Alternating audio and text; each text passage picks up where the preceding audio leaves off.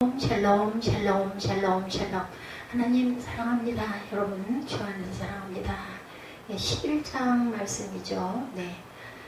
성만찬에 대한 부분이 중심으로 성찬식이 나와 있죠. 너희는 나를 본받은 자가 되라. 1절에 바울은 십자가에 죽기까지 하나님의 말씀에 복종하신 그리스도를 본받아 자신이 온전히 말씀에 복종하는 것처럼 고린도 교회 성도들에게 그런 자신을 본받아 하나님의 말씀에 복종하는 자가 되라고 담대하게 권면하죠.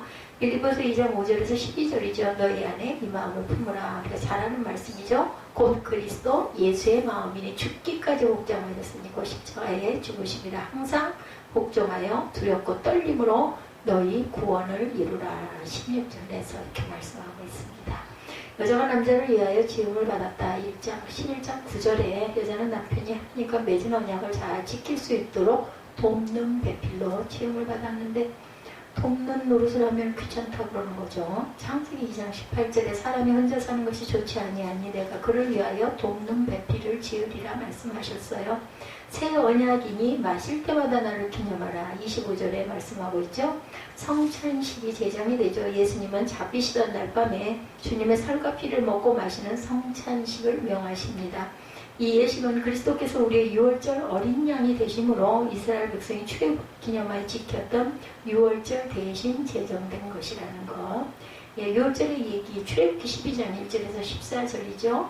그리고 유월절 어린 양이 되셨다. 고린도전서 5장 7절에 증거하고 있습니다. 알고 가시기 바랍니다. 고린도전서 11장 23절에서 25절에 말씀하죠. 주 예수께서 잡으시던 밤에 떡을 가지사 너희를 위하여, 오늘 본문이기도 하죠. 이르시되 이제는 내 피로 새 언약이니 이것을 행하여 마실 때마다 나를 기념하라. 아까 말씀드린 고린도전서 5장 7절에 우리의 유월절약 곧 그리스도께서 희생되셨느니라 이렇게 증거하고 있습니다. 성찬식을 거행하는 목적이죠. 해마다 유월절을 통해 출애굽의 목적을 상기시키고 야훼 율법이 그들의 입에 있게 했던 것처럼 출애굽 13장 8절에서 9절에서 성찬식을 통해서 주님의 살과 주님의 피를 기념하게 함으로 하나님이 그리스도의 피값으로 우리를 구원하신 목적을 그리고 기억해서 생명의 말씀에 복종하게 하는데 목적이 있다라는 것. 출애굽기 13장 8, 9절입니다. 구약에 이 예식은 내가 애굽에서 나올 때 야훼께서 나를 위하여 행하신 일로 말미암음이라. 야훼 율법이 내 입에 있게 하라. 이는 야훼께서 강하신 손으로 너를 애굽에서 인도하여 내셨다. 우리 신약의 요한복음 6장 35절에서 58절이죠. 나는 하늘에서 내려온 살아있는 떡이니 인자의 살을 먹지 아니하고 인자의 피를 마시지 아니하면 너희 속에 생명이 없느니라. 내 살을 먹고 내 피를 마시는 자는 영생을 가졌고 마지막 날에 내가 그를 다시 살리리니. 주의 떡이나 잔을 합당하지 않게 먹고 마시는 자는 죄를 먹고 마시는 거라고 말씀하죠. 27절에서 29절에 예수님은 하늘에서 내려온 생명의 떡, 곧 생명의 말씀 자체이십니다. 그러므로 주님의 살을 먹고 주님의 피를 마심으로 주님을 기념하라는 것은 생명의 말씀에 순종해라 이런 뜻이죠. 그러므로 성찬에 참여하는 자는 떡을 먹고 잔을 마시기 전에 생명의 말씀을 지키고 있는지 스스로 돌아봐야 하고, 또한 잘못된 것을 회개해야 합니다. 그렇지 아니하면 자기의 죄를 먹고 마시는 것이 된다고 본문에 이렇게 말씀하고 있죠. 11장에서 바울은 고린도 교회에서 문제가 되었던 문제들을 하나님의 말씀의 원리에 입각하여 해결점을 제시합니다. 말씀이 중요합니다. 우리는 뭐 다른 건 다 모르더라도 말씀을 찾아서 말씀 찾는 거 어렵지 않잖아요. 그죠? 거기에 관한 말씀을 찾아서 일단은 입술로 고백을 하고 그것을 마음으로 받아들이고 마음판에 새기는 것, 그게 중요합니다. 물론 잊어버리죠. 또 잊어버리면 또 망각하면 또 다시 또 보고 성경 66권을 달고 닳도록 100바퀴든 200바퀴든 돌면서 또 보고 또 듣고 또 보고 또 듣고 하다 보면은 새겨지더라고요. 전체 구절에 글자 토시도 안 틀리고 그렇게 외워지지는 않지만 익숙하게 마음에 받아들여지죠. 여인들의 예배할 때 우리 찬양 자꾸 하다 보니까 어때요? 시편 같은 거 하다 보면 여기 요 찬양이 여기 있지? 딱 그게 오지 않습니까? 처음부터 그러진 않아요. 어서 많이 들었는데 근데 이제는 그냥 딱 뭐 몇 장 몇 절까지 모른다 하더라고. 뭐 모르면 어떻습니까? 하나님 말씀이고 사실이면 된 거죠.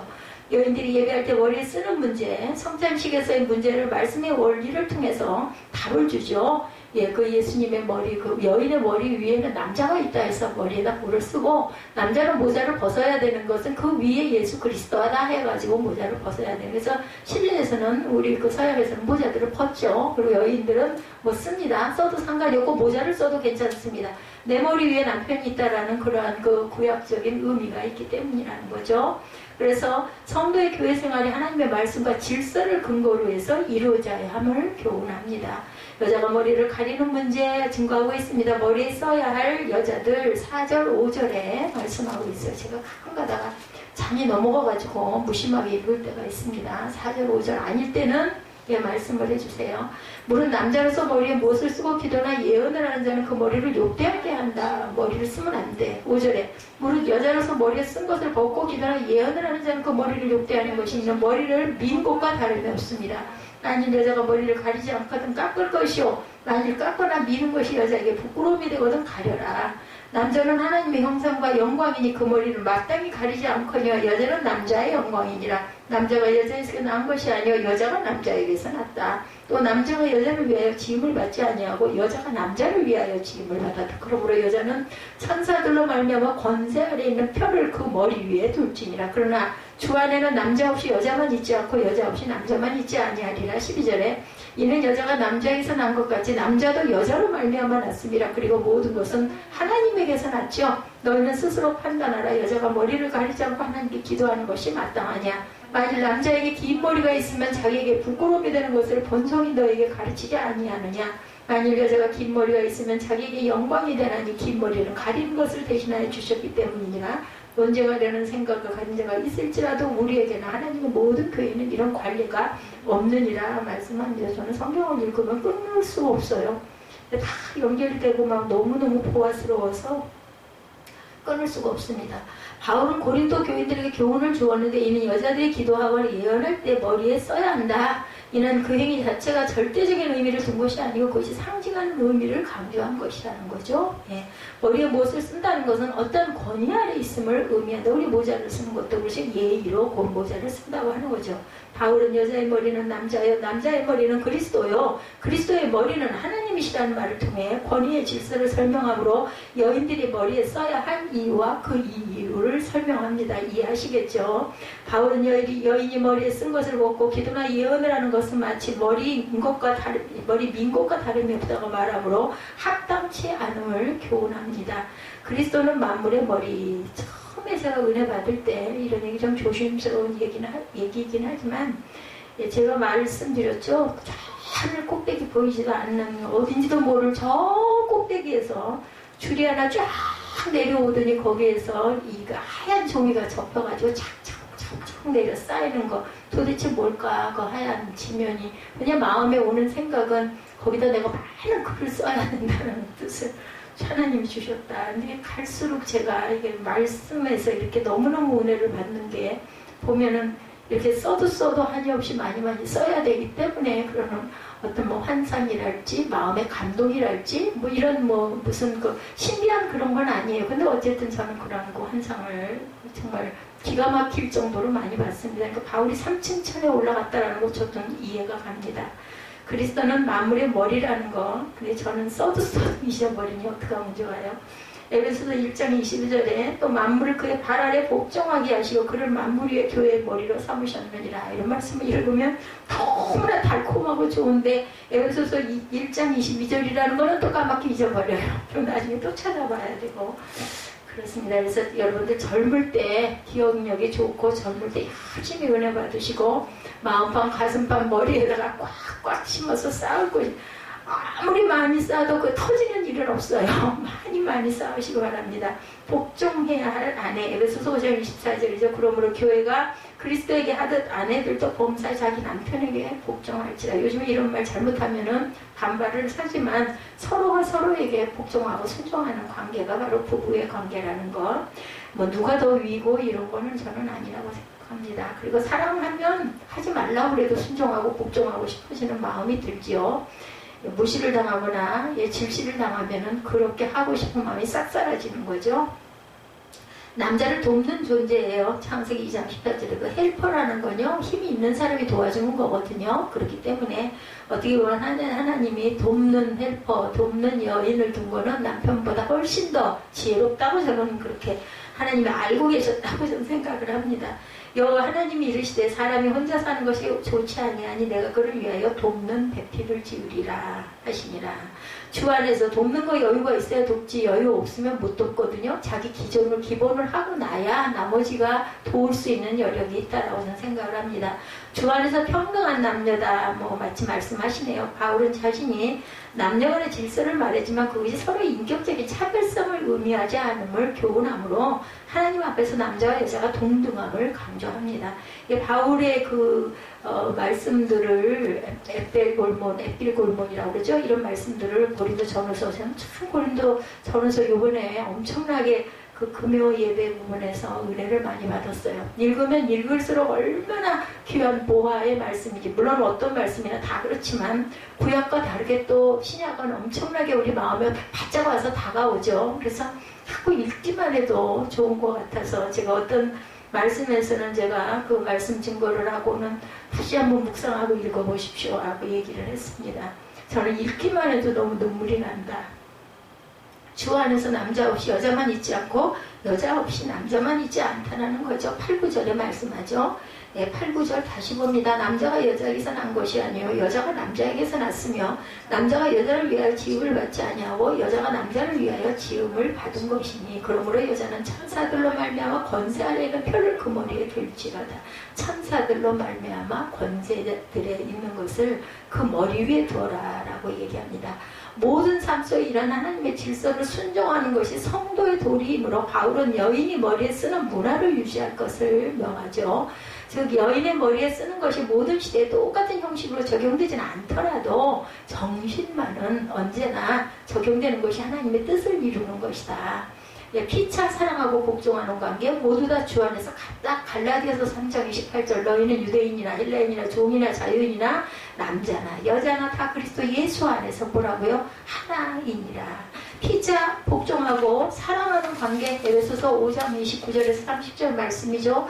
이와 같이 남편들도 자기 아내 사랑하기를 자신을 사랑하는 것처럼 할지니라. 자기 아내를 사랑하는 자는 자기를 사랑하는 것이다. 그러니 아내를 안 사랑하면 자신을 안 사랑한다는 것이 되니 사랑해야 되지 않겠어요? 내가 사랑을 받고 존귀하게 여김을 받으려면 아내를, 배우자를 사랑해야 된다는 말씀입니다. 아무리 잘났지 해봤댔자 아무 소용이 없어요. 29절에 누구든지 언제나 자기 육체를 미워하지 않고 오직 양육하여 보호하기를 그리스도께서 교회에게 함과 같이 하나니 말씀합니다. 자기 육체를 미워하지 않고 양육하고 보호해야 돼요. 제가 하나님 앞에 이런 부분에서는 잘못되고 죄인입니다. 몸을 잘 보호하지 못했어요.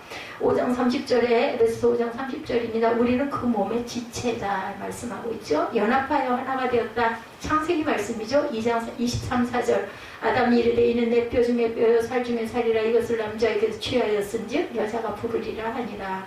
24절에 이러므로 남자가 부모를 떠나 그의 아내와 합하여 둘이 한 몸을 이룰지니라. 아멘. 주의 성찬으로 인한 문제, 오늘 본문이기도 하죠. 17, 8절에 분쟁이 있는 고리스도 교회에 대해서 말씀하고 있습니다. 17, 8절 내가 명하는 일에 너희를 칭찬하지 아니하나니 이는 너희의 모임에 유익하지 못하고 도리어 해로움이라. 먼저 너희가 교회에 모일 때 너희 중에 분쟁이 있다을 듣고 어느 정도 믿거니와 너희 중에 파당이 있어야 너희 중에 옳다 인정을 받은 자들이 나타나게 되리라. 그런즉 너희가 함께 모여서 주의 만찬을 먹을 수 없다는 거예요. 파당이 이렇게 있어서는 안 된다는 얘기를 하고 있죠. 분쟁이 있는 상태에서 모임을 가질 때 하나님께 온전한 예배를 드릴 수 없고 온전히 서로 오히려 서로 심령을 상할 수밖에 없다. 이런 분쟁은 교회 안에서는 있을 수가 없는 거죠. 분쟁이 될 만한 요지가 있을 때는 그냥 기도하고 입을 다무는 게 맞더라고요. 보니까. 그래서 예수께서 하나님께 예물을 드리기 전에 원수인 일이 생각나거든 뭐라고 그랬어요? 먼저 가서 회개하고 와서 그죠? 하나님께 예배할 것을 명하시죠. 마태복음 5장 23, 4절에 그다 놔두고 가서 화해를 하고 와서 다시 드려라 이런 말씀하시죠. 고린도 교인들의 분쟁의 문제는 그들이 주의 만찬을 먹을 수 없게 분들을 버렸다. 18절에 그 증거하고 있죠. 먼저 교회 모일 때 너희 중에 분쟁이 있다함을 듣고 어느 정도로 믿거냐. 파탄이 있어야 너희 중에 옳다 인정을 받은 자들이 나타나게 되리라. 그러니 함께 모여 만찬을 먹을 수 없다. 이거 분쟁하는 사람하고 어떻게 먹어요? 교회에서 식사를 하는 것도 이런 부분을 따뜻하게 하기 위해서 서로 나누고 먹는 겁니다. 그런데 요즘에 우리 식사 안 하잖아요. 그러면 정말 이게 할 일이 없더라고요. 너무너무 여유가 있고 짐을 내려놓은 것 같은, 항상 마음이 예배를 끝날 때쯤 되면 빨리 가서 저걸 해서 얼른 해서 먹여야 할 텐데, 근데 그거 안 먹으니까 오래 머물지를 못하고 배고플까봐 또 마음이 안타까운 부분이 있습니다. 근데 요즘에는 또 뭐 그 시켜다 먹는, 아니 물론 지금 말고 나중이라도 그렇게 많이 안 비싸대요. 가끔은 한 달에 한두 번 해가지고 주문을 해가지고 뭐 2,000원 그것만 주면은 다 갖다 준대요. 각자 원하는 것들 그렇게 해서 교회에서 내서 한 번씩 한 달에 한두 번 정도, 우리 그냥 설거지하고 이런 거 하지 말고 다 가져가니까 그것도 나쁘지 않을 것 같아. 기대하고 또 맛있게 좀 먹을 수도 있고, 내가 만들면 힘드니까. 그들이 성찬식을, 그러니까 하나님께서 아시고 나 힘든 거 아시고 딱 이때 식사를 안 만들 수 있게끔 딱 만들어주신 그런 부분, 저는 그냥 어쨌든 간에 다 거기다 갖다 붙여서 생각을 하니까 그들이 성찬식을 거행하되 형식일 뿐 진정한 성찬의 의미를 이루지 못한다. 한 마음이 중요합니다. 한 뜻으로. 그래서 제가 함께 입술로 고백하고 기도하고 먹읍시다 하고 얘기를 하죠. 어떤 의식 같지만 그 깊은 뜻은 그게 아닙니다. 예수께서 하셨던 것처럼 그렇게 함께 한 마음으로 기도하고 먹는 거죠. 그들은 성찬을 먹음에 있어서 여러 성도들이 사랑으로 함께 나누지 않고 각각 자기의 만찬을 먼저 갖다 먹음으로 어떤 이는 시장하고 어떤 이는 취하였다. 얼마나 포도주를 처음 먹었으면 취했겠느냐는 거 21절. 그래서 이렇게 말하는 거죠. 21절에 그러니는 먹을 때 각각 자기의 만찬을 먼저 갖다 먹음으로 어떤 사람은 시장하고 어떤 사람은 취함이라. 22절에 너희가 먹고 마실 집이 없느냐? 어째서 너희가 하나님의 교회를 업신여기고 빈궁한 자들을 부끄럽게 하느냐? 내가 너희에게 무슨 말을 하랴? 너희를 칭찬하랴? 이것으로 칭찬하지 않노라. 참 기가 막혔을 것 같아요. 바울 입장에는. 내가 너희에게 전한 것은 주께 받은 것이니, 이제 말씀하죠. 곧 주 예수께서 잡히시던 밤에 떡을 가지사 축사하시고 떼어 이르시되 이것은 너희를 위하여 내 몸이니 이것을 행하여 나를 기념하라. 이렇게 해서 내준 거를 그렇게 배가 터지도록 니네가 먹고 나머지는 먹지도 못하게 해놓으면 그게 도대체 뭐냐는 거죠. 25절에 그때 배가 고팠을 때이기 때문에 그랬겠지만, 그죠? 지금은 누가 그러겠어요. 많은 식후에 또한 그와 같이 잔을 가지시고 이르시되 이 잔은 내 피로 세운 새 언약이니 이것을 행하여 마실 때마다 나를 기념하라 하신 거예요. 너희 떡을 먹으면 이 잔을 마실 때마다 주의 죽으심을 그가 오실 때까지 전하는 것입니다. 17절에 그러므로 누구든지 주의 떡이나 잔을 합당하지 않게 먹고 마시는 자는 주의 몸과 피에 대하여 죄를 짓는 것이라. 왜 이런 얘기가 나왔는지 알겠죠? 그렇게 한꺼번에 먹어버리고 한꺼번에 취해버리고 하니까 이래서는 안 된다는 얘기죠. 요즘에는 생각도 할 수 없는 일인데 그때는 그랬던 거예요. 그들의 성찬식은 오히려 서로에게 갈등과 분열을 조장하는 악한 결과를 자꾸 가져오다 보니 지금처럼 이렇게 정돈된 이런 의식, 요즘에 뭐 떡이 없어요, 뭐 무슨 술이 없어요, 교회에서 술 먹을 일이 있겠어요, 그죠? 근데 그때는 그랬던 거죠. 그리스도의 몸을 세우지 못하는 분쟁, 에베소서 4장 12절입니다. 이는 성도를 온전하게 하여 봉사 일을 하게 하며 그리스도의 몸을 세우려 하십니다. 피차 멸망하는 분쟁, 갈라디아서 5장 15절. 만일 서로 물고 먹으면 피차 멸망할까 조심하라. 성령이 하나 되게 하심을 거부하죠. 에베소서 4장 3절. 평안에 매는 줄로 성령이 하나 되게 하신 것을 힘써 지키라. 이렇게 얘기하죠. 평안에 매는 줄로 하나가 돼서 성령이 하나 되게 하신 것을 지켜라. 예, 성령이 하나 되게 하심을 거부해서는 안 된다는 겁니다. 빈궁한 자들을 부끄럽게 합니다. 22절에. 바울은 고린도 교회가 성찬을 행함에 있어 자기 욕심만을 채움으로 가난한 자들을 부끄럽게 하였음을 이렇게 책망합니다. 당시의 성찬이 성도들이 음식을 가져와서 함께 나눠 먹는 형식을 띄었기 때문에 부자들은 자기의 음식을 먹고 가난한 자들은 먹지 못하는 현상이 일어났다. 이러한 현상은 교회 성찬으로서의 의미를 상실한 왜곡된 성찬의 모습이죠. 교회가 가난한 자들을 사랑하고 서로의 재물을 통용하며 나누어야 함에도 불구하고 고린도 교회에서 일어난 이런 현상은 교회의 본질을 왜곡시키는 일이었다.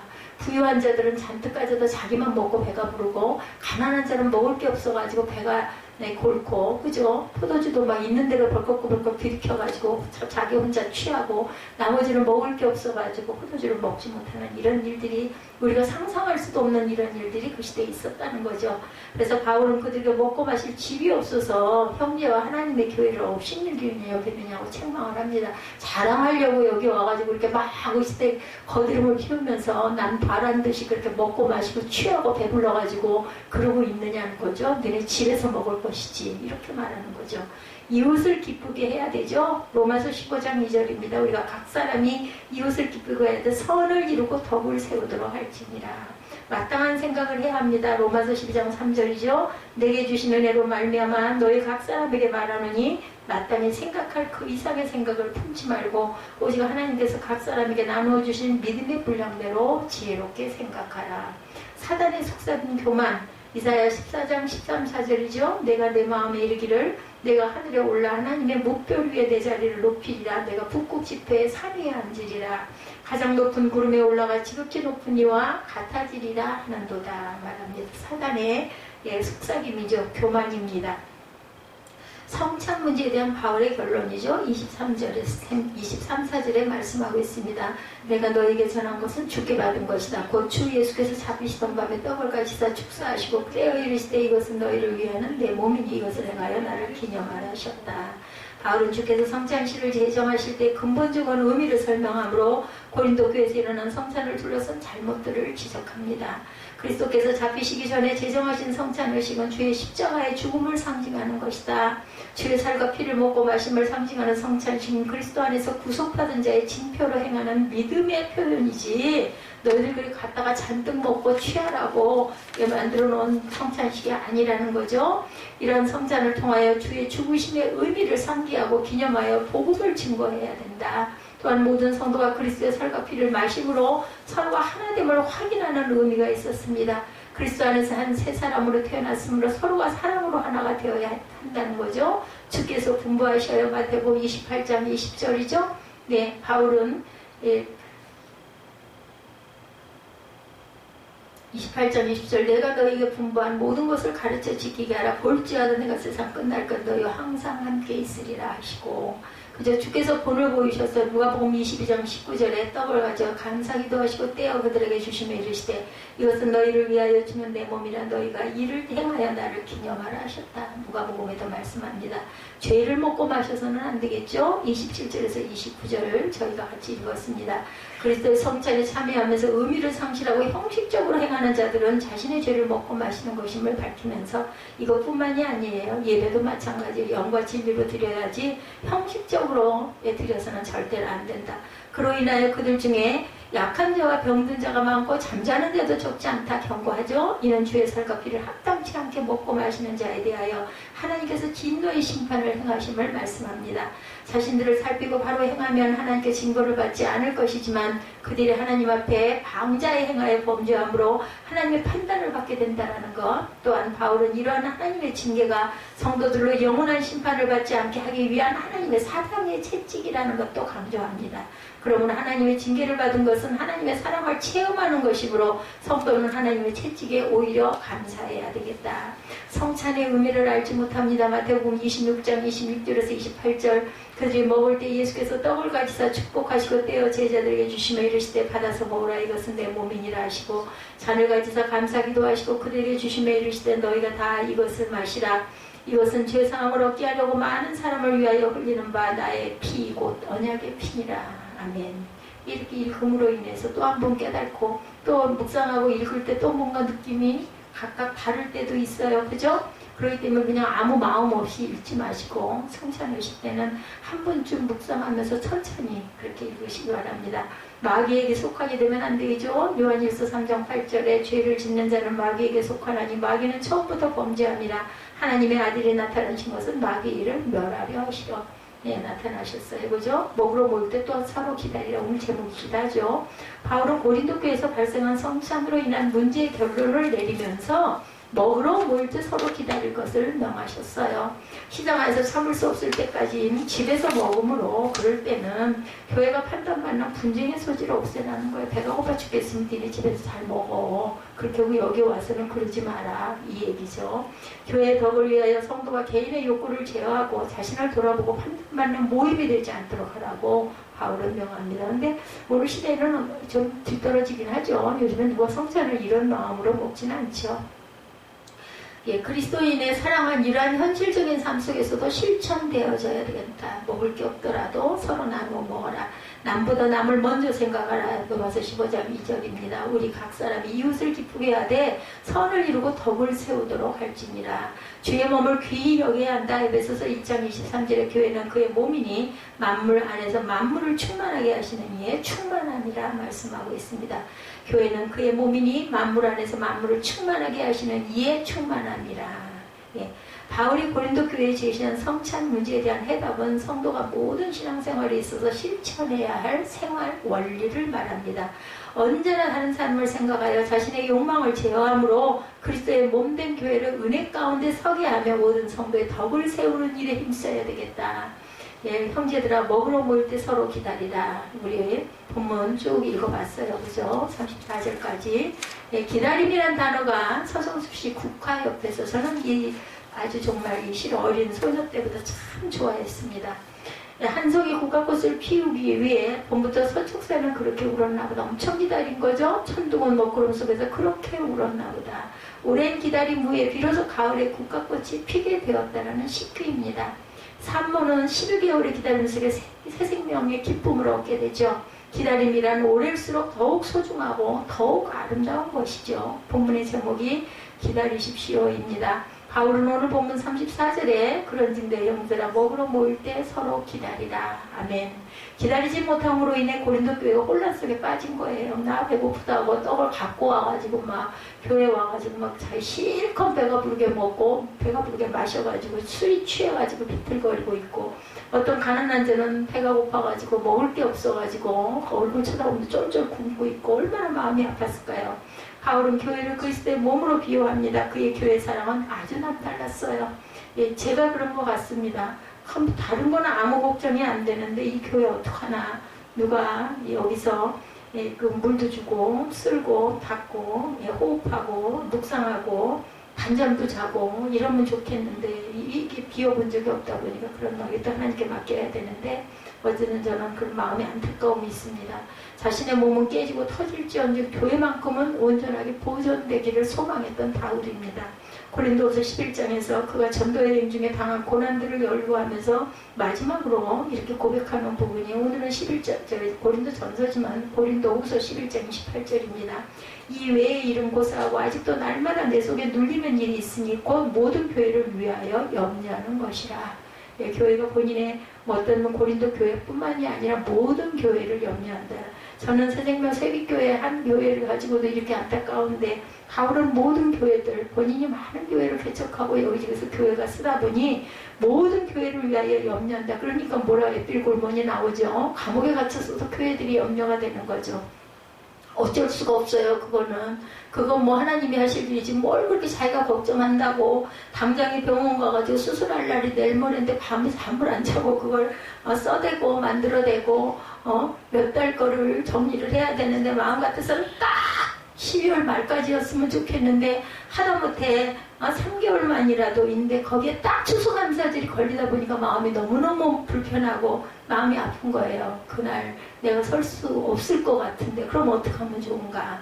이건 물론 하나님이 하실 얘기긴 하지만 내가 받은 사명이 있다 보니까 우리 성도들을 그게 한 명이든 두 명이든 천하보다 귀한 영혼인데 내가 없어도 잘 먹고 잘 살고 예배도 뭐 어디 예배를 드리든 잘 드리고 그저 인터넷 예배를 드리든 어디서 드리든 할 텐데 뭐 죽겠느냐고. 그런데도 내 마음은 그런 안타까운 마음, 아무도 그거를 이해를 못하는 거죠. 근데 저는 어쨌든 그렇다는 거예요. 그 마음도 하나님이 주신 마음이 아닐까. 그러다 보니까 오늘은 배짱이 생겨가지고 그럼 그 이전에 내가 쓸 수 있겠지. 딱 그런 마음이 오더라는 거죠. 그렇다면 고린도 교회 안에서 발생한 문제가 분쟁이었어요. 그죠? 18절에 먼저 너희가 교회 모임 때 너희 중에 분쟁이 있다함을 듣고 어느 정도 믿거니와 너희 중에 파란이 있어야 너희 중에 옳다 인정을 받은 자들이 나타나게 되리라. 앞서 1장에서도 제일 먼저 다룬 문제는 분쟁의 문제였습니다. 아볼로, 바울, 게바, 그리스도파, 교회 안에 파벌이 생긴 문제에 대해서 책망했죠. 그러나 여기서의 분쟁은 다른 성격의 분쟁이 된 것은 두 번째 문제와 결부가 됩니다. 두 번째 무질서죠. 20절부터 22절에 너희가 함께 모여 주의 만찬을 먹을 수 없으니 이는 먹을 때 각각 자기의 만찬을 먼저 갖다 먹으므로 어떤 사람은 시장하고 어떤 사람은 취했다. 너희가 먹고 마실 집이 없느냐? 하나님의 교회를 업신여기고 빈궁한 자들을 부끄럽게 하느냐? 내가 너에게 무슨 말을 하냐? 정말 할 말이 없어. 너희들을 보니까 난 머리가 아파 죽겠어. 너희를 칭찬하랴? 이것으로 칭찬하지 않느라 어떻게 칭찬을 하겠니? 이러니 정말 바울이 말을 어눌하다는데 내가 보기엔 기가 막힌 그 내용이거든요. 내가 너희를 칭찬하랴? 이것으로 칭찬하지 않노라. 나는 못하겠다. 이거에 아주 부드러운 말을 썼지 않아요? 우리 같으면 하고 할 텐데 기훈아 칭찬 못하겠는데 어떻게 칭찬할 수 있겠어? 양심이 있으면 그 말을 들으면서 얼굴이 좀 뻘개지지 않을까요? 네, 이렇게 얘기합니다. 예, 초기 교회 시대의 예배는 오늘날처럼 정형화되어 있지 않았다라는 거죠. 주일 예배로 모이게 되면 예배 후에 성만찬을 가졌는데 예찬과 성찬식이 연결되어 있었다고 합니다. 그리고 각자 자기가 먹을 빵과 포도주를 가지고 왔다는 거예요. 그런데 문제는 늦게 온 사람과 가난한 사람들이 문제였다. 일주 가서 예배에 참석한 사람들은 기다리지 않고 자신이 준비한 빵과 포도주를 신나게 마셨는데 같은 한 공간 안에서 어떤 사람은 구경만 하고 어떤 사람은 배불러 먹고 심지어 너무 많이 마셔서 취한 사람도 있어요. 아니 포도주도 많이 먹으면 취하잖아요. 우리 빈속에 포도주 먹으면 돌지 않던가요? 그죠? 먼저 먹고 마신 자들을 향한 바울의 책명한 세 가지. 첫째는 먹고 마실 집이 없느냐. 둘째는 주의 교회를 업신여기느냐. 너 어떻게 그럴 수가 있어 염치가 없이. 그죠? 세 번째는 가난한 자들을 부끄럽게 하느냐. 그들이 먹을 게 없어서 얼마나 민망하겠니. 얼마나 먹고 싶겠니. 근데 먹고 싶다는 표현도 못하고 얼마나 안 됐느냐는 거죠. 예배를 먹자판으로 변질시킨 자에게 대하여 분노하고 있는 겁니다. 근데 말을 참 부드럽게 하지 않아요? 우리도 배워야 됩니다. 이 일로 인해서 교회 안에 있는 자와 없는 자 사이에 파당이 이루어지게 됐다는 거죠. 정말 쉬운 얘기를 아도매친데 이런 일로 인해서 이렇게 되는 건 그죠. 그래서 바울은 칭찬하지 않겠다. 어떻게 칭찬을 해? 못하지. 얼마나 열불통이 터졌겠어요. 바울 같은 사람이. 그 사울 아주 불같은 성격 아니에요. 그죠? 정말 천번 변한 거죠. 이렇게 변한 걸 보면. 이게 변하긴 변하더라고요. 저 역시도 보니. 그래도 이게 이 아들이라는 거 늦게 아들을 기르다 보니까 이렇게 속이 다 타서 시커매졌는데 옛날 같으면 어림도 없는데도 엄마가 너무 무섭고 엄마가 너무 심했다 이 소리를 들었습니다. 제가 거룩하고 은혜로운 모임을 그러다가 그 여자친구가 소프트하고 달콤하고 얼마나 좋겠어요. 완전히 홀가닥 넘어간 거죠. 거룩하고 은혜로운 모임을 해로운 모임으로 만든 것에 대한 질책이죠. 그렇다면 교회 공동체 안에서 이런 일이 발생하게 된 이유는 무엇이냐. 그것은 성찬에 대한 올바른 이해가 없이 시행되었기 때문이다. 그죠? 먹고 마시는 거로 생각을 하면 이러겠죠. 그게 아닌 건데. 그래서 그걸 설명한 거예요. 23절에 너희에게 전한 것은 주께 받은 것이다. 예수께서 잡히시던 밤에 떡을 가지사 축사하셔서 떼어 이르시되 이것은 너희를 위하는 내 몸이다. 이것을 행하여 나를 기념해라 라고 한 것이 그렇게 배가 터지게 먹으라고 하신 내용이 이거는 아니야 인 거예요. 성찬식이 있는 날은 예배가 늦게 끝나는 날로 그리고 예배 의식 중에 하나 정도로 생각합니다. 70년대 그 폭송 가수로 이름을 떨쳤던 윤영주 씨가 장모님이 됐죠. 간증을 들은 적이 있었는데 고등학교 신분, 고등학생 신분으로 찬양대라고 했었는데 찬양대원 중에 그때 조영남 씨도 계셨다고 합니다. 성찬식 때가 되면 조영남 씨는 일렬로 서서 성찬상 앞에서 떡과 잔을 받았대요. 그런데 포도주가 달콤하고 알코올기도 있어서 장난삼아 두 번째 줄을 서서 한 번 더 받아 마시곤 했다 말을 들었다고 합니다. 이런 얘기예요. 실제인지 모르겠어. 어쨌든 올라와 있는 얘기. 철없는 시절의 행동이었지만 주님을 모독하는 행동이다. 윤영주 씨는 또 이런 부분을 두고 엄청 마음이 안타까웠다라는 거죠. 성찬을 대할 때 어떤 자세의 마음을 가지고 대하고 있는가 우리는. 그죠? 예전 생각할 수도 없는 일이었죠. 요즘에는. 의외로 많은 사람들이 하나의 종교의식처럼 감각 없이, 그 얘기는 또 실제로 들었어요. 여의도 교회에서 엄청 많잖아요. 사람도 많고 하다 보니까 애들이 달콤하니까 엄마는 하나만 더 줘, 엄마는 하나만 더 줘. 근데 엄마는 앉아가지고 그걸 자꾸 든다죠. 그래가지고 막 여러 잔을 먹는 거를 옆에서 보고, 아이고 저러면 안 되는데 뭐라고 말도 못하겠고 멍하니 바라보는 그런 사람 저도 봤습니다. 실제로 떡도 마찬가지고 막 몇 개씩 많으니까 그러면 안 되죠. 모르니까 그런 거예요, 어린아이. 그러면 부모가 그걸 잘 이렇게 타일러서 알려줘야 되는데, 초대 교회와 그 같은 무질서와 분쟁의 모습은 없겠지만 성찬에 대한 의식에는 차이가 있을 수 있다는 생각. 그래서 사도 바울은 성찬에 대해 구체적으로 가르칠 필요를 느끼게 된 거죠. 올바른 성찬의 유래에 대해서 23절이죠. 내가 너에게 전한 것은 주께 받은 것이니 예수께서 잡히시던 밤에 주께 받았다라는 말씀은 바울이 예수님으로부터 전수를 받은 뜻이 아니죠. 성찬의 원천이 예수님이라는 사실을 의미하는 것입니다. 맨 먼저 시행된 성찬의 자리에 함께했던 사람들은 사도들이었죠. 제자들. 그들은 예수님께서 직접 준비하신 성찬식의 수혜자들입니다. 그렇죠? 그러나 그 이후로 이루어진 성찬식은 뿌리를 예수님에게 두고 있는 거죠. 그 이후에 이루어지는 성찬식들은 복음이 전파되고 교회가 세워진 곳에서는 반드시 성찬을 시행하도록 명령합니다. 그러므로 성만찬은 교회 생활의 기본 요소 중에 하나라는 사실을 알 수 있습니다. 우리 전민혁 형제가 이 귀한 성찬의 그 혜택을 받았는데도 감사가 없는 것 같더라고요. 그래서 아직 한참 멀었다. 그리고 헌금 봉투는 헌금이 없어도 써라 했더니 그 다음부터는 여지없이 빈 봉투 아니면 헌금 봉투를 쓰지 않더라고요. 그러니까 첫 번째 게 억지로 한 게 맞아요. 그러니까 안 받는 게 맞습니다. 그것은. 초기 교회는 매주일 모일 때마다 성찬식을 거행합니다. 그러니까 김예지가 정말 좀 믿음이 있고 온전한 좀 선배잖아요. 어떤 면으로 믿음으로는. 그랬으면 그거를 기본적으로 돈이 뭐 그렇게 중요합니까? 뭐 그 아이들은 중요하겠지만 그래도 원래 뜻을 잘 알려줘야 되는데 선배가 내가 그걸 잘 못하는 거죠. 오히려 거꾸로 굴다 보니까 그냥 뭐 편하고 좋으니까. 그러다 보니 제 마음에 온 게 뭐냐, 뭐 하나님 뜻일지 아닐지는 모르겠지만 아직 멀었고 너희들은 그렇게 노트북 갖고 앉아갖고 편한 자세로 하나는 누워있고 하나는 앉아있고 뭐 이런 식으로 자유롭게 그래도 말씀 듣는 거니 그렇게라도 듣는 게 맞겠고 아직은 그 수준이구나 이런 마음이 들더라고요. 그러니까 받아들이질 못하는 거죠. 세례도 마찬가지고. 성찬에서 떡은 무엇을 의미하는가? 예수님의 몸을 가리키는 것입니다. 이것은 너희를 위하는 내 몸이니 라는 말씀은 예수님의 대속적 죽음을 가리키는 것이죠. 고린도후서 5장 14절에 그리스도의 사랑이 우리를 강권하시는도다. 우리가 생각하건대 한 사람이 모든 사람을 대신하여 죽었은즉 모든 사람이 죽은 것이다 말씀합니다. 그리고 또한 한 사람이 모든 사람을 위하여 살아나심은 또한 우리 또한 부활하심이라는 거죠. 고린도후서 5장 14절 그리스도의 사랑이 우리를 강권하시는도다. 우리가 생각하건대 한 사람이 모든 사람을 대신하여 죽었은즉 모든 사람이 죽었어. 어디에서 죽었어요? 죄에서 죽었다는 죄 아래.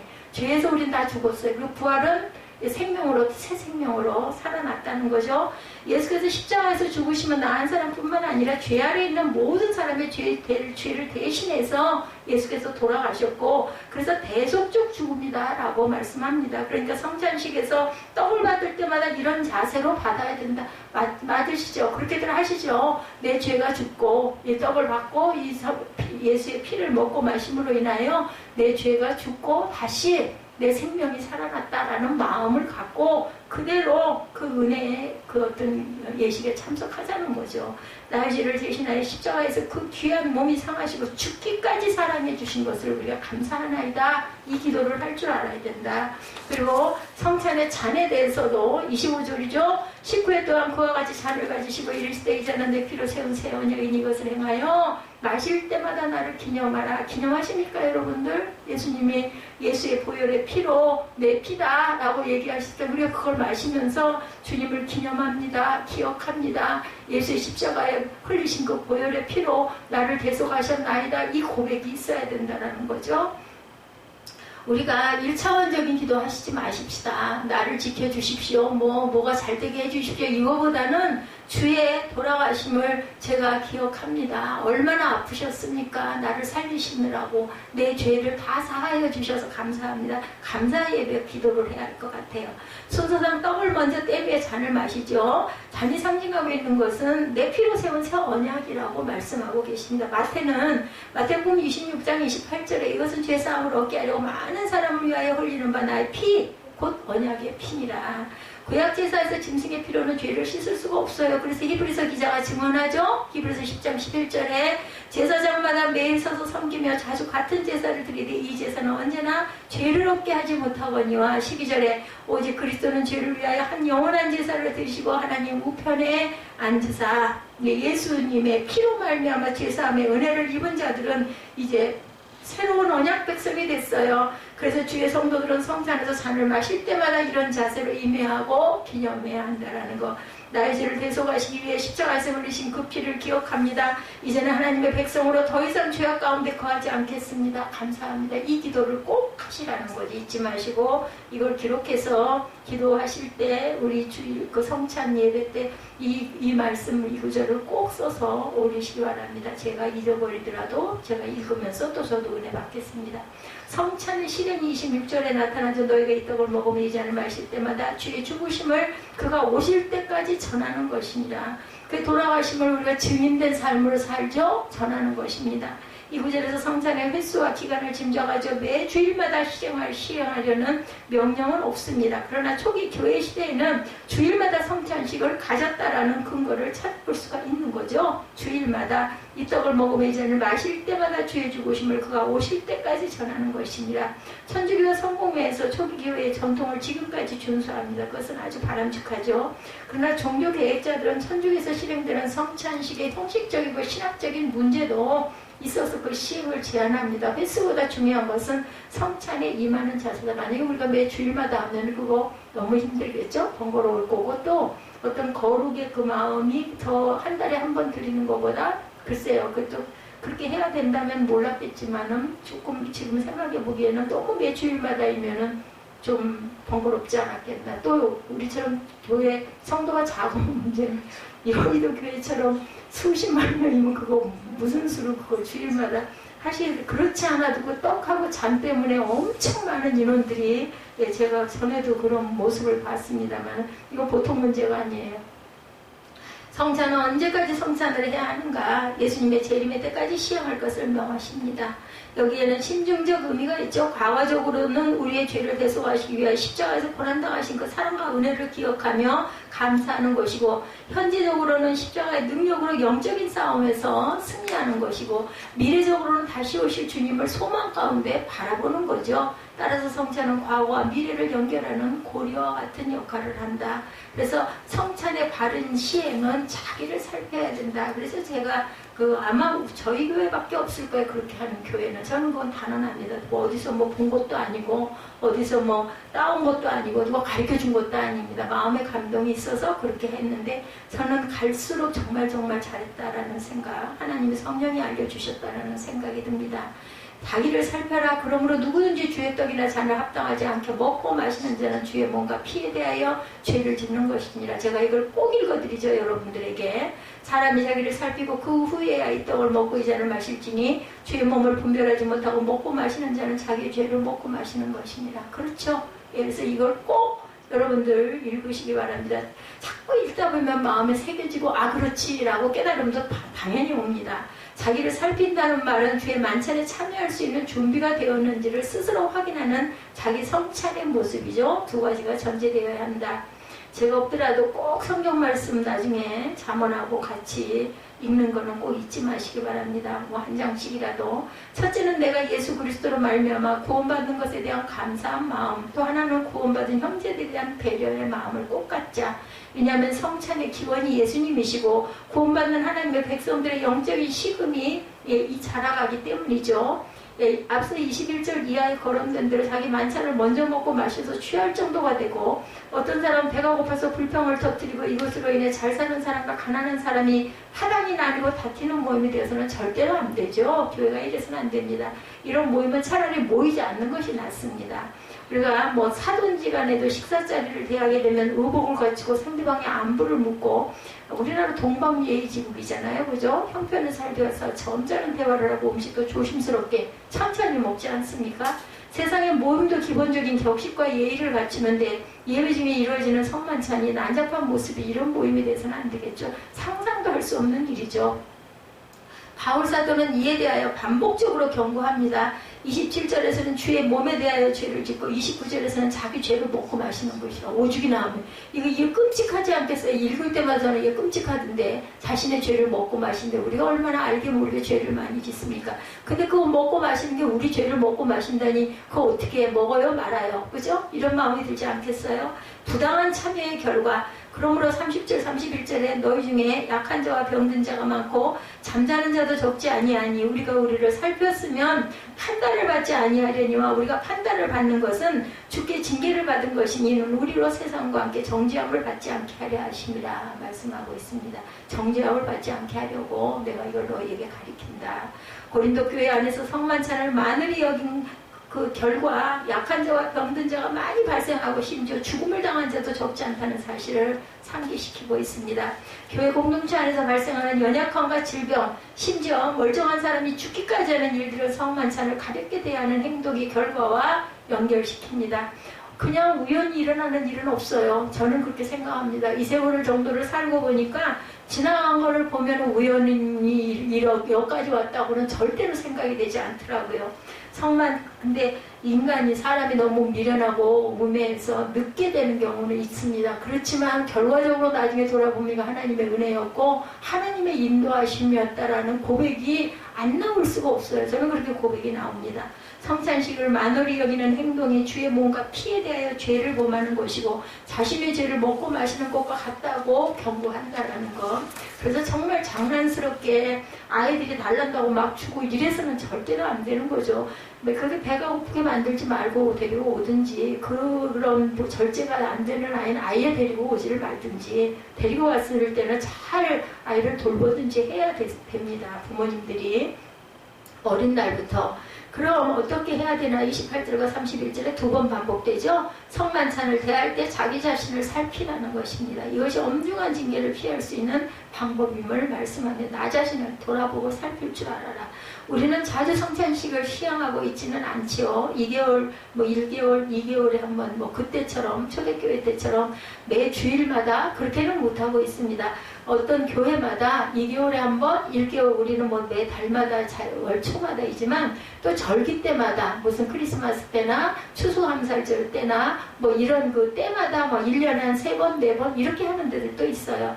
한 주간 주님을 묵상할 필요가 있습니다. 그렇기 때문에 성찬이 있게 되면 우리는 늘 그 첫 주 그 주일이기 때문에 그 주일 그 전에는 조금은 좀 신경을 쓰고 마음을 새롭게 하죠. 그리고 감사와 감격의 마음으로 우리가 헌금도 드리기도 합니다. 그게 많든 적든 그게 중요한 게 아니고 경건한 마음과 자세로 임하는 것이 저는 옳다고 생각합니다. 33절이죠. 결론이죠. 그런즉 내 형제들을 거꾸로 모일 때 서로 기다리라. 만일 누구든지 시장하거든 집에서 먹을지니 이는 너희의 모임이 판단받는 모임이 되지 않게 하려 함이라. 그 밖에 일들은 내가 언제든지 갈 때 바로 잡으리라. 이거 맞아요. 우리가 자꾸 발전해가는 게 바로 이런 것들입니다. 이렇게 해서 우리가 줄기를 잡아가지 않습니까? 예배를 누가 이렇게 드리라고 알려준 사람은 아무도 없어요. 물론 대형교회 어떤 부분에서 좋은 것들은 우리가 가져다가 같이 그렇게까지 은혜를 느끼고 나누기도 하지만, 때로는 성령의 내 마음에 감동을 주셔서 그게 성경 말씀에 입각해 틀리지 않으면 그대로 우리가 시행하고 가면서 은혜를 받고, 또 거기서 뭔가 또 다른 방법이 이렇게 하는 게 더 은혜가 있고 낫겠네, 이면은 또 그걸 당장에가 아니라 마음에 잡고 그것을 기도하고 묵상하고 생각하고, 그러면 또 조금씩 변화 있게, 아니면 자문을 구하기도 하고, 그래서 의견을 나누기도 하고, 공동체는 이럴 필요가 있다라는 거죠. 그래서 아름다운 그 예배의 모든 형식들이 하나님이 보기 좋으신 모습으로 정말 영과 진리로 드리는, 오늘 아침에도 제가 그 방송에서 그런 얘기 들었어요. 정말 예배는 영과 진리로 드려야 된다. 아멘이죠. 그런즉 내 형제들아 먹으러 모일 때 서로 기다리라. 만일 누구든지 시장하거든 집에서 먹을 지니는 너의 모임이 판단받는 모임 되지 않게 하려 함이라. 그 밖에 일들은 내가 언제든지 갈 때 바로 잡겠다. 33, 4절은 오늘 전체 내용이란 결론입니다. 한마디로 요약하면 기다리라는 것입니다. 그렇죠? 누구를 기다리는 것에 늦게 오는 사람을 기다리라는 거죠. 준비 안 된 사람을 어떻게 서로 기다리라는 이야기입니다. 부자는 좋은 곳으로 많이 싸가지고 왔을 것이고 가난한 사람 중에는 심지어 빈손으로 온 사람도 당연히 있겠죠. 예, 그리고 개중에는 노예나 노동자들은 늦게 참석한 사람도 있을 것입니다. 먼저 먹지 말고 좀 불편하고 힘들더라도 배가 고프면 먼저 좀 먹고 오더라도 이거는 먹고 마시는 그런 게 아니라 예수의 돌아가심을 기념하는 것이고 그리고 나를 살피고야 마시고 먹고 하는 의식이니 너희들 준비를 하고 와서 미리 와서 좀 기다리라. 또 바울이 여기에서 끊고 넘어가는 부분이 있어요. 늦게 오는 자들, 또한 가난한 자들, 준비 안 된 자들, 노동자들, 이 사람들은 조금은 좀 부지런하게 서둘러서 얼른 와야 되겠죠. 그거 한없이 기다리게 해서는 안 되겠죠. 중요합니다. 기다리는 것. 성령의 열매 중에 오래 참음과 절제. 아주 중요하죠. 저는 그 성령의 9가지 열매 중에 맨 끝에 있는 이 오래 참음, 그래서 이 끝에다 오래 참음을 두셨구나. 그죠? 인내와 절제와 오래 참음이니 이렇게 말씀하고 있지 않아요? 그렇기 때문에 이런 것들이 정말 힘든 부분이니까 마지막으로 우리가 지켜야 될 부분이 오래 참음이구나 하는 제가 은혜를 받았습니다. 기다리지 못해서 일을 그르치는 경우가 많죠. 저도 역시 마찬가지입니다. 세상에 모임에는 시간이 되면 문을 닫죠. 그러나 교회 공동체는 그래서는 안 돼. 지금은 교회들이 문이 잠겨있고 별의별 사람들이 다 있고 어려운 것 문제들이 있기 때문에 문을 잠그기는 합니다만은 정말 그거는 아니어야 한다라는 거죠. 그전에는 아무데나 기도하고 싶으면 그냥 문 열고 들어가면은 성전이었고 기도할 수 있었어요. 또 잔잔하게 음악도 흐르는 교회들도 있었습니다. 지금은 뭐 우리가 상상도 할 수 없는 일이긴 하지만 참 저는 그런 은혜의 시대에 태어나서 자랐다는 게 참 감사한 마음이 그때는 몰랐고 너무 좋다. 그냥 교회 가면 너무 좋고 기도하고 싶다. 뭐 아무것도 모르지만 이런 마음이었는데 지나나 지금 그럴 수 없는 상황이 되고 나니 그때가 너무 그립고 정말 은혜가 있었구나 하는 생각이 듭니다. 주일날 예배 시작 시간에 문을 잠그고 싶은 마음이 턱 밑까지 올라온 적이 많았는데 27년 동안 참으신 어떤 그 목사님의 이야기입니다. 기다리는 것은 정말 쉽지 않은 기다림이었다라고 이야기를 합니다. 식당에서 밥 시간이 됐는데 제일 늦게 올라오는 사람들이 교육자들이죠. 당연하죠. 주방 섬기는 분들이 투덜댑니다. 그래서 5시에 시간을 맞추라고 재촉을 한다고 그래요. 근데 뭐 얼마나 아무리 빨리 해도 그 시간에 안 되니까 여러 부에 그 예배를 드리다 보면 얼마나 피곤하고 얼마나 배가 고프겠어요. 그죠? 한 영혼이 소중하기 때문에 그들은 배가 고픈 줄도 모르고 한 주일을 정말 허겁지겁 또 그 다음에는 뭐 쉬나요 노나요 또 출근도 해야 되고 하는데도 불구하고 그거 정말 사명감이 없으면 그렇게 매 주일마다 그렇게 못합니다. 조금이나 하지. 교육자들은 특히나 교회가 교회되는 것은 기다려주기 때문이라는 것 잊지 마십시다. 예, 교회가 이래서 우리 교회는 시간을 안 지켜서 갑질하지 말아야 된다라는 거죠. 예, 그래도 기다리는 것이 힘이 들면 어떻게 해야 할까? 집에서 먹고 오라는 거 미리 나쁘지 않네요. 그죠? 너무 내가 자신이 없다. 예, 그럴 때는 뭐가 됐든 뭐 성찰이어도 어찌 하나님이 아시니까 내 상황, 내 그 연약한 몸의 상태를 아니면 좋겠지만 집에서 적당히 먹고 오면 성만찬하는 시간에 급히 서둘러 음식에 손을 대지 않을 수 있을 것이다. 요즘의 성만찬은 뭐 이렇게까지 이럴 수 있는 그런 양도 아닙니다만은 기다림의 자세는 고린도 교회 안에서 일어난 성만찬의 문제만 해결할 수 있는 것이 아니었습니다. 교회 공동체 안에서 부딪히는 여러 가지 문제에 대해서도 은혜롭게 해결할 수 있는, 왜 우리 그런 말 있죠. 배부르고 등 따시면 여유가 생겨요. 그죠? 먹고 나면 사람이 좀 부드러워집니다. 배가 고프면은 우리 그 본능상 까칠해지는 부분도 없지 않아 또 있습니다. 그래서 교회는 나를 그렇게 해서 잘 내 몸을 관리하고 다스려서 이렇게 우리가 어떤 온유한 마음의 어떤 여유를 가지고 기다려줄 줄 아는 그러한 교회, 기다림의 공동체, 섣불리 나서서 판단하지 말아야 합니다. 참 어떤 말이든 조심해야 되는데 우리는 정말 어렵죠. 그럴 때 보면 어떤 사람은 행동이 굼뜬 사람도 있고 어떤 사람은 믿음이 더디 자라는 사람도 있고 그죠? 어떤 사람은 적응하는데도 많은 시간이 소요되는 경우도 있습니다. 있습니다. 그러나 이 모든 사람들은 주님의 몸된 교회의 지체들이라는 거 꼭 있어야 할 사람들이죠. 우리 지체가 하나만 없으면 불구가 되지 않습니까? 서로를 생각하고 인내하면서 기다려주면 은혜가 된다는 거. 그리고 못 따라오던 사람도 나중에 미안해서 또 열심을 내고 빨리 오겠죠. 예, 그래도 못 참겠다. 못 기다리겠는 분들은 주님의 십자가를 우리가 바라보고 생각하십시다. 기다려주는 것은 주님의 마음이기 때문이죠. 히브리서 기자가 증거합니다. 히브리서 12장 3절에 너희가 피곤하여 낙심하지 않기 위하여 죄인들이 이같이 자기가 거역한 일을 참으신 일을 생각해라. 예수 그리스도께서는 그저 낙심하지 않기 위해서 죄인들이 이같이 당신에게 예수 그리스도에게 거역한 일을 참으셨어요. 그 일을 생각해라 라고 얘기하고 있습니다. 이 마음을 가지고 우리가 좀 더 온유하게 좀 더 여유 있게 긍휼과 사랑으로 기다려주고 그리고 또한 바라봐 줄 줄 아는 기다려줄 줄 아는 기다림이 먹는 것에 대한 배고픔만 기다리는 건 아니죠. 믿음이 자라기를 기다리기도 하고 깨달아 알기를 기다리기도 하고 기도를 좀 더 진중하게 할 수 있는 때를 기다리기도 하고 이렇게 해서 지치지 않고 천하보다 귀한 한 영혼을 끝까지 기다려주어서 온전하게 만들어지기를 기도하는 그러한 저와 여러분들의 사람이 되시기를 주님의 이름으로 축복합니다.